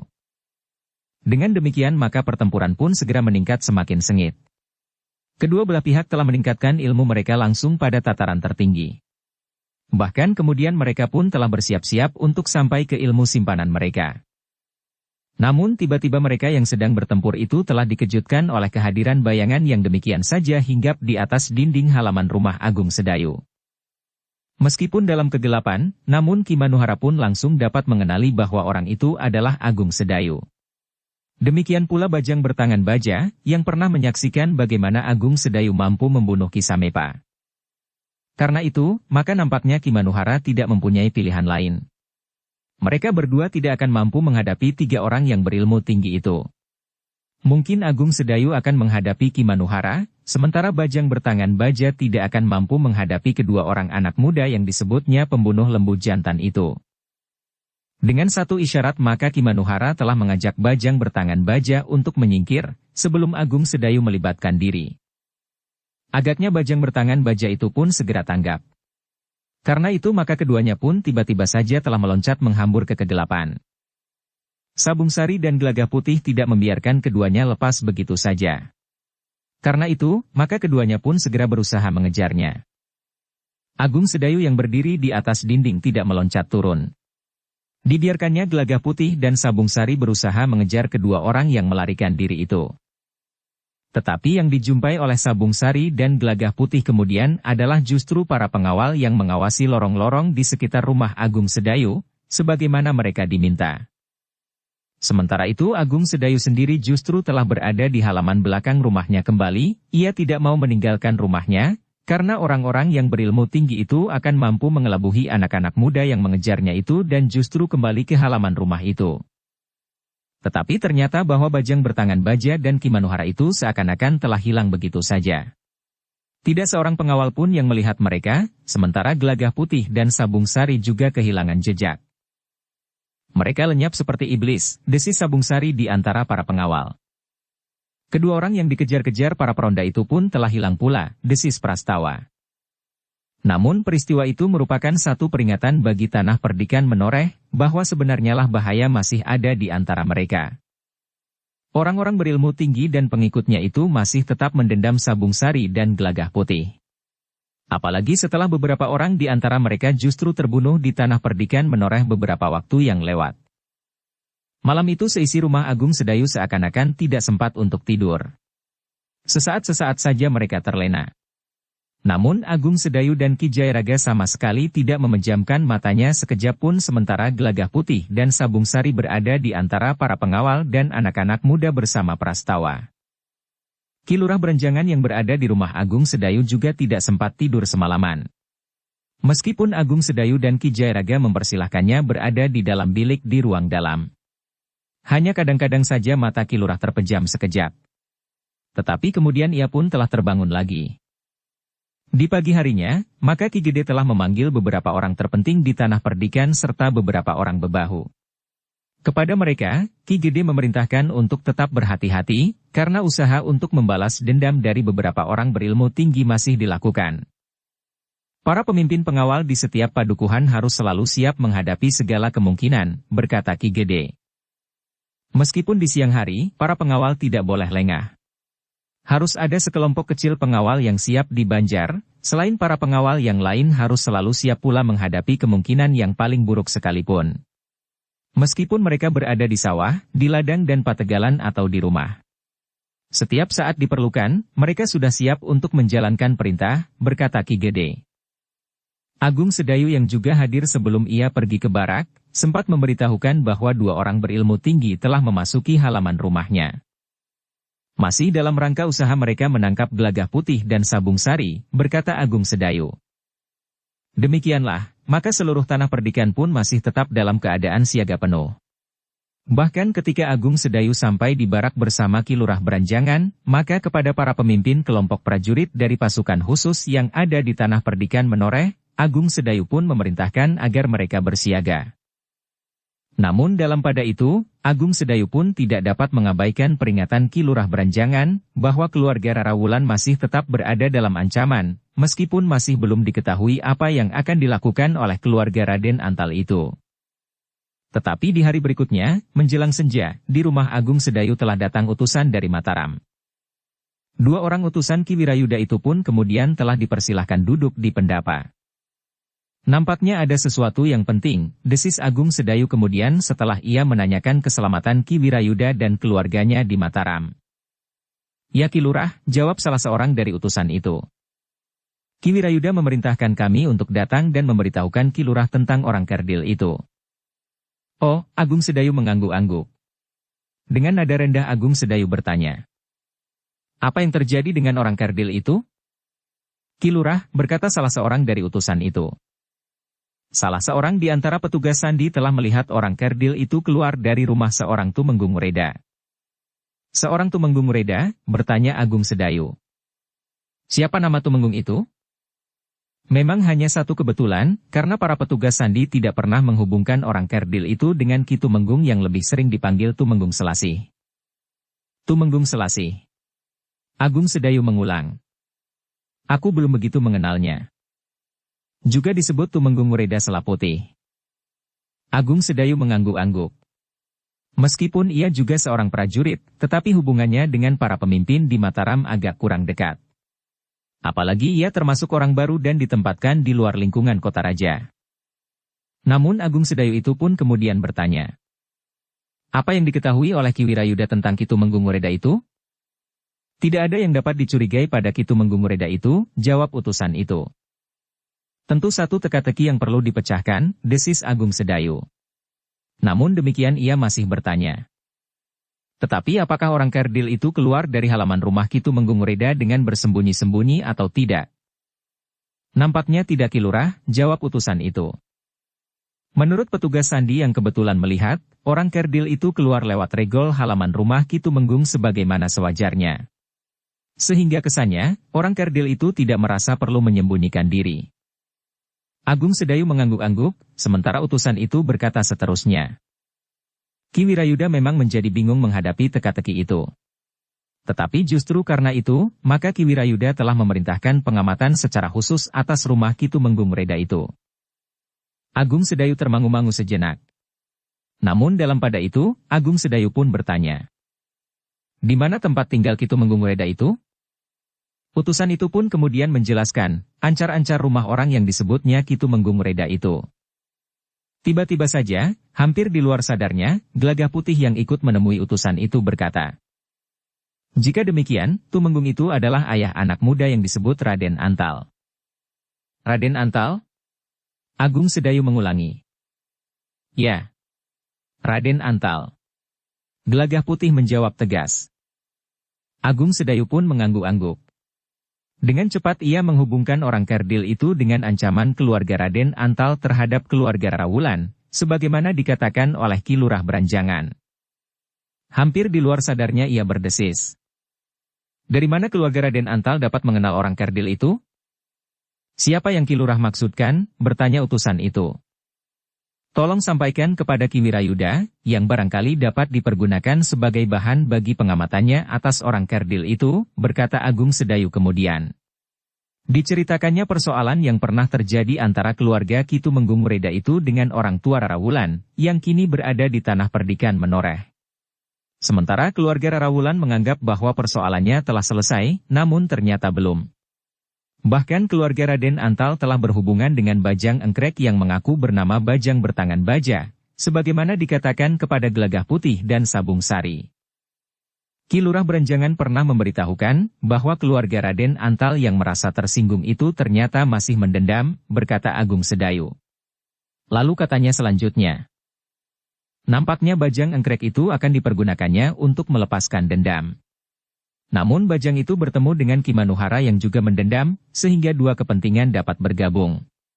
Kedua orang berilmu tinggi itu ternyata telah bekerja bersama. Seorang berurusan dengan Sabung Sari dan Gelagah Putih, seorang yang lain dengan Rara Wulan. Kedua utusan itu mengangguk-angguk. Seorang di antara mereka berkata, bahan yang akan dapat dipergunakan sebagai landasan pengamatan kami atas tingkah laku Bajang Engkrek itu. Tetapi berhati-hatilah, pesan Agung Sedayu. Bajang Engkrek itu termasuk orang yang berilmu sangat tinggi, sebagaimana Ki Manuhara. Karena itu, untuk menghadapi orang itu para prajurit Mataram harus benar-benar dipersiapkan. Utusan Ki Wirayuda itu mendengarkan pesan Agung Sedayu dengan sungguh-sungguh. Mereka memang sudah mendengar bahwa kedua orang yang sedang dicari itu adalah orang yang berilmu tinggi. Tetapi ketika hal itu juga dikatakan oleh Agung Sedayu yang juga dianggap orang berilmu sangat tinggi, maka kedua orang utusan itu menjadi semakin yakin karenanya. Kami akan segera melaporkannya kepada Ki Wirayuda, berkata kedua orang utusan itu. Tetapi bukankah malam ini kalian akan bermalam di sini, bertanya Agung Sedayu. Keduanya saling berpandangan sejenak. Namun kemudian seorang di antara mereka pun berkata, baiklah. Kami akan bermalam di sini. Tetapi besok pagi-pagi sekali, kami berdua harus kembali ke Mataram. Demikianlah, sejenak kemudian, maka makan malam pun telah dipersiapkan. Sementara itu, Agung Sedayu pun minta agar Sekar Mirah dan Rara Wulan duduk bersama mereka di ruang dalam, bersama kedua orang tamu dari Mataram itu. Agung Sedayu telah mengulang laporan utusan Ki Wirayuda, dan memperingatkan kepada Rara Wulan untuk semakin berhati-hati. Ternyata keluarga Raden Antal telah menghubungi Bajang Bertangan Baja itu, berkata Agung Sedayu. Rara Wulan menundukkan wajahnya. Namun sebenarnya lah jantungnya tengah bergejolak. Kemarahannya terasa membakar isi dadanya, sehingga darahnya pun serasa telah mendidih. Tetapi Rara Wulan tidak dapat berbuat sesuatu. Ia sadar bahwa orang-orang yang mengancam keselamatannya dan keselamatan Sabung Sari dan Gelagah Putih adalah orang-orang berilmu tinggi. Dalam pada itu, Ki Jayaraga pun kemudian berkata, jadi kedatangan Bajang Engkrek itu ke rumah ini tentu ada hubungannya dengan kehadiran Rara Wulan di sini. Namun bahwa hal ini kita ketahui sebelumnya, merupakan hal yang lebih baik, karena kita dapat mempersiapkan diri sebaik-baiknya. Ya. Agung Sedayu mengangguk-angguk. Tetapi aku minta Rara Wulan jangan terlalu berkecil hati. Kita di rumah ini, dan seluruh pengawal tanah perdikan, sudah bersiap. Kita bukan sasaran yang tidak berdaya bagi mereka. Yang perlu kita waspadai justru kelicikan mereka. Sebagaimana Ki Manuhara telah sampai hati membakar rumah dan membunuh orang-orang yang tidak tahu menahu persoalannya. Mungkin Bajang itu pun akan berbuat kasar seperti itu pula. Namun dengan demikian kita tahu bahwa Bajang itu mondar-mandir di antara Mataram dan tanah perdikan ini, desis Ki Jayaraga kemudian. Agung Sedayu mengangguk-angguk sambil menjawab. Ya. Bajang itu tentu mondar-mandir dari tanah perdikan ini ke Mataram, dan sebaliknya. Ki Jayaraga termango-mango sejenak. Namun kemudian katanya. Aku akan berhubungan dengan tukang-tukang satang, apakah mereka sering melihat orang kerdil yang menyeberang? Agung Sedayu mengerutkan dahinya. Namun kemudian katanya. Satu langkah yang mungkin dapat ditempuh. Namun cukup berbahaya bagi kita. Jika kita pergi ke tepian Kali Praga, maka rumah ini akan menjadi kosong. Jika kedua orang itu datang kemari, maka akan sangat berbahaya bagi Rara Wulan. Kita harus membagi diri, berkata Ki Jayaraga. Ya, desis Agung Sedayu. Setidak-tidaknya kita mengetahui kebiasaan orang kerdil itu. Ternyata Ki Jayaraga dan Agung Sedayu kemudian sepakat, bahwa Ki Jayaraga dan Gelagah Putihlah yang akan pergi ke tepian Kali Praga untuk menghubungi beberapa orang tukang satang. Besok jangan pergi ke barak sebelum kami datang, berkata Ki Jayaraga. Ki Jayaraga akan pergi sekarang, bertanya Agung Sedayu. Ya. Jawab Ki Jayaraga. Sekedar mengamati keadaan. Aku berharap akan dapat bertemu dengan Bajang dan Ki Manuhara. Aku ingin mengulangi permainan buruk yang pernah aku lakukan bersamanya. Mudah-mudahan Gelagah Putih dapat ikut bermain bersama orang kerdil itu. Tetapi tidak hanya satu jalur jalan dari Tanah Perdikan ke Mataram, dan sebaliknya, berkata Sabung Sari. Tetapi kita tahu jalan yang disukai oleh orang kerdil itu. Tetapi seandainya ia memilih jalan lain, maka pada kesempatan lain kami dapat menelusurinya satu demi satu, jawab Ki Jayaraga sambil tersenyum. Agung Sedayu tidak mencegahnya lagi. Tentu ada maksud lain dari Ki Jayaraga yang mengajak muridnya. Mungkin Ki Jayaraga memang ingin melihat hasil pewarisan Aji Sigar Bumi. Meskipun akibatnya dapat sangat berbahaya jika benar-benar Gelagah Putih harus bertempur dengan orang kerdil itu, tetapi tentu Ki Jayaraga sudah memperhitungkannya dengan cermat. Demikianlah, malam itu juga Ki Jayaraga telah mengajak Gelagah Putih untuk pergi ke tepian. Mereka memilih jalan yang pernah diduga dilalui oleh Bajang Engkrek ketika ia menolong Ki Manuhara dan membawanya keluar dari Tanah Perdikan. Rara Wulan nampak menjadi cemas. Ia sempat berpesan. Hati-hatilah Kakang. Namun Sekar Mirah berdesis. Ia pergi bersama gurunya. Rara Wulan mengangguk kecil. Sepeninggal Ki Jayaraga dan Gelagah Putih, maka Agung Sedayu telah mempersilahkan kedua orang utusan Ki Wirayuda itu beristirahat di Gandok. Sementara Sekar Mirah dan Rara Wulan masih sibuk membenahi mangkuk dan sisa makan minum mereka. Dalam pada itu, maka Ki Jayaraga dan Gelagah Putih telah meninggalkan padukuhan induk Tanah Perdikan. Para pengawal dan anak-anak muda yang ada di gardu di sudut lorong sempat bertanya ketika mereka melihat Gelagah Putih dan Ki Jayaraga lewat. Kami hanya ingin melihat-lihat, sahut Gelagah Putih. Demikian Gelagah Putih dan Ki Jayaraga lewat, maka seorang anak muda berdesis. Mereka hanya berdua saja. Orang kerdil itu masih berkeliaran, sahut yang lain. Namun seorang pengawal menjawab. Tetapi kita tahu siapa mereka. Seandainya keduanya bertemu dengan orang kerdil itu sekaligus dengan Ki Manuhara, maka keduanya tentu akan mampu mengimbanginya. Anak-anak muda itu mengangguk-angguk. Seorang di antara mereka berkata, ya, mereka akan mampu menjaga diri mereka. Sementara itu Ki Jayaraga dan Gelagah Putih langsung pergi menuju ke tepian. Mereka memilih jalan yang memang jarang dilalui orang. Mereka sadar bahwa jalur itu tidak cukup ramai, sehingga di malam hari tidak akan ada rakit yang menyeberang. Tetapi menurut perhitungan Ki Jayaraga, maka kadang-kadang tukang satang itu tidur di tepian, karena kadang-kadang di malam hari ada orang yang terpaksa menyeberang dengan kesanggupan membayar tinggi. Ketika Ki Jayaraga sampai ke tepian, maka yang dilihatnya tidak lebih dari sebuah rakit yang tertambat di sebelah barat sungai, dan di sisi sebelah timur sebuah. Tidak ada seorang pun tukang satang yang menunggui rakitnya, desis Ki Jayaraga. Gelagah Putih mengangguk kecil. Namun kemudian katanya, jalan ini sangat sepi. Ya. Jawab Ki Jayaraga. Apalagi di malam hari. Apakah kita akan melihat ke tempat penyeberangan yang lain yang lebih ramai, bertanya Gelagah Putih.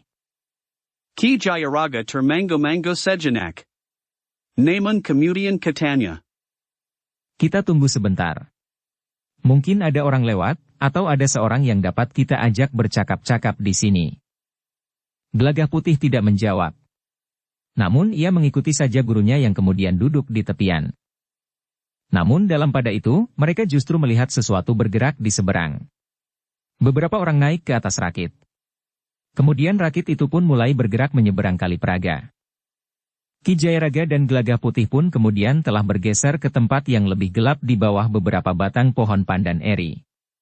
Mereka menunggu rakit yang menyeberang. Mungkin tukang satang dari rakit itu dapat memberikan beberapa keterangan tentang orang kerdil yang sering melintasi Kali Praga. Beberapa saat keduanya menunggu. Rasa-rasanya rakit itu berjalan sangat lambat. Namun akhirnya rakit itu merapat ke tepi. 3 orang penumpang turun dan memberikan upah kepada salah seorang dari kedua tukang satang. Seorang di antara mereka adalah perempuan.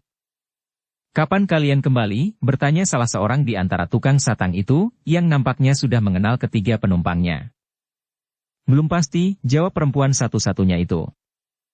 "Kapan saja jika keadaan paman menjadi baik, baru aku kembali."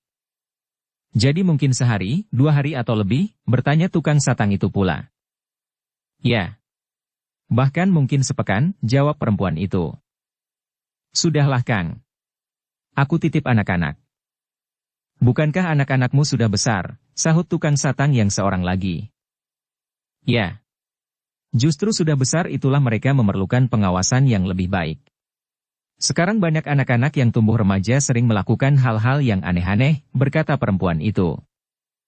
"Mudah-mudahan anak-anakmu tidak berbuat aneh-aneh." "Nampaknya anak-anak cukup baik," jawab tukang satang itu. Ki Jairaga dan Gelagah Putih yang mendengar pembicaraan itu saling berpandangan sejenak. Mereka nampaknya orang-orang yang akan mengunjungi sanak kadangnya yang sedang sakit. Jika tidak gawat, maka mereka tidak akan menyeberang di malam yang gelap dan dingin itu. Namun dengan demikian, Ki Jairaga dan Gelagah Putih akan dapat berbicara dengan kedua tukang satang itu. Karena itu ketika ketiga orang penumpang itu meninggalkan tepian, dan tukang satang itu sudah bersiap-siap untuk mengayuh rakitnya menyeberang kembali, Ki Jairaga dan Gelagah Putih telah bangkit dan melangkah mendekati rakit itu. Kedua orang tukang satang itu terkejut. Namun kemudian mereka pun telah menarik nafas panjang ketika mereka melihat semakin jelas atas kedua orang itu. "Kisanak," berkata Ki Jairaga. "Sudah lama aku menunggu di sini. Baru sekarang aku mendapat kesempatan untuk menyeberang ke timur." Kedua tukang satang itu menghentikan rakitnya yang mulai bergerak. Dengan ramah salah seorang dari mereka bertanya, "Apakah Kisanak akan menyeberang?" "Ya. Aku hampir tertidur di sini," jawab Ki Jairaga. "Apakah Karti tidak ada?" bertanya tukang satang itu. "Siapakah yang kau maksud dengan Karti?" Ki Jairaga justru bertanya. "Tukang satang. Itu rakitnya ada. Aku kira Karti menungguinya dan tidur di tepian," jawab tukang satang itu. "Tidak ada seorang pun," jawab Ki Jairaga. "Jika demikian, marilah. Silahkan naik. Kami memang harus kembali ke seberang," berkata tukang satang itu. Ki Jairaga dan Gelagah Putih segera naik ke atas rakit. Meskipun mereka tidak berniat untuk menyeberang, tetapi dengan demikian mereka akan mendapat kesempatan untuk berbincang dengan kedua orang tukang satang itu. Namun, demikian rakit itu bergerak, sebelum Ki Jairaga bertanya tentang sesuatu, maka salah seorang tukang satang itu berkata, "Aku tadi terkejut sekali melihat kalian muncul dari kegelapan." "Kenapa?" bertanya Ki Jairaga. "Ada 2 orang yang sering mondar-mandir menyeberang Kali Praga. Mereka orang-orang yang memiliki ilmu yang tinggi. Mereka tidak pernah mau membayar upah penyeberangan," jawab tukang satang itu sambil melihat ke tepian. Tetapi tepian itu sudah menjadi semakin jauh. "Tetapi bukankah kedua orang itu bukan kami?" bertanya Ki Jairaga sambil tertawa. "Semula aku memang menduga bahwa 2 orang yang muncul dari kegelapan itu adalah kedua orang yang sering menyeberang tanpa mau mengupah itu. Tetapi ketika kami melihat kalian berdua, maka kami merasa lega, karena kalian bukan kedua orang itu." Keterangan tukang satang itu memang sangat menarik perhatian Ki Jairaga dan Gelagah Putih. Dengan nada tinggi Ki Jairaga bertanya, "Kenapa orang-orang itu masih diberi kesempatan untuk naik rakit? Jika kalian tahu orang-orang itu tidak mau memberi upah saat mereka menyeberang, sebaiknya mereka tidak boleh ikut menyeberang. Bukankah itu wajar?" "Tidak seorang pun yang berani menolak mereka," jawab tukang satang itu. "Pest, jangan keras-keras Kang," desis tukang satang yang seorang lagi. Tetapi Ki Jairaga masih bertanya lagi. "Kenapa kalian tidak berani melarang orang itu naik ke rakit?" Bersambung ke bab 399. Dukung kami dengan subscribe, follow, like, komen dan share. Terima kasih.